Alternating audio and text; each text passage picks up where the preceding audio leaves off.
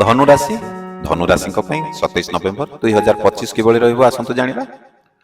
ଆଜିର ଦିନ ନୂଆ ଆଶା ଏବଂ ସକାରାତ୍ମକ ଶକ୍ତିର ସହିତ ଆସିବ। ଜୀବନରେ ପରିବର୍ତ୍ତନ ଆସିପାରେ, ନିଜକୁ ପ୍ରସ୍ତୁତ ରଖନ୍ତୁ।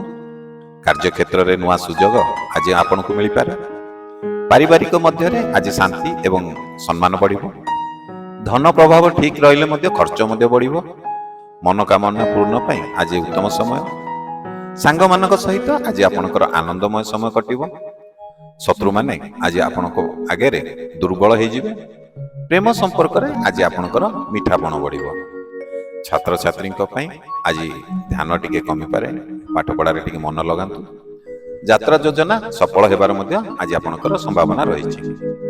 ଯଦି ଆପଣ ବ୍ୟବସାୟ କରୁଛନ୍ତି, ବ୍ୟବସାୟରେ ଆଜି ନୂଆ ଚୁକ୍ତି ସ୍ଥିର ହୋଇପାରେ। ଯଦି ଏପର୍ଯ୍ୟନ୍ତ ଭିଡ଼ିଓ ଦେଖୁଛନ୍ତି, ଆମ ଭିଡ଼ିଓଟିକୁ ଲାଇକ୍ କରିନାହାନ୍ତି, ଡେରି କାହିଁ କରୁଛନ୍ତି? ଭିଡ଼ିଓକୁ ଟିକେ ଲାଇକ୍ କରିଦିଅନ୍ତୁ। ଗୋଟେ ସେକେଣ୍ଡ ମାତ୍ର ଲାଗିବ, ଗୋଟେ କ୍ଲିକ୍ କରିଦେବେ, ଭିଡ଼ିଓଟି ଲାଇକ୍ ହେଇଯିବ। ଆଉ ସେ ଲାଇକ୍ଟେ ଆମକୁ ଉତ୍ସାହ ପ୍ରେରଣା ଦେବ ଆପଣମାନଙ୍କ ପାଇଁ ଏମିତି ନୂଆ ନୂଆ ଭିଡ଼ିଓ ବନେଇବା ପାଇଁ। ତ ଡେରି କରନ୍ତୁନି, ଲାଇକ୍ଟେ କରନ୍ତୁ। ଚାଲନ୍ତୁ ଭିଡ଼ିଓ ଆଗକୁ ବଢ଼ାଇବା। ଆଜି କାହାର କଥାରେ ବିଶ୍ୱାସ କରନ୍ତୁ ନାହିଁ। ସମ୍ପତ୍ତି ସମ୍ପର୍କିତ କାର୍ଯ୍ୟରେ ଟିକେ ସତର୍କ ମଧ୍ୟ ରୁହନ୍ତୁ। ଶାରୀରିକ କ୍ଳାନ୍ତି କିଛି ସମୟ ପର୍ଯ୍ୟନ୍ତ ରହିପାରେ। ମନରେ ଅନାବଶ୍ୟକ ଚିନ୍ତା ଆସିପାରେ। ଦିନର ମଧ୍ୟଭାଗରେ ଭଲ ସମ୍ବାଦ ମଧ୍ୟ ମିଳିବ।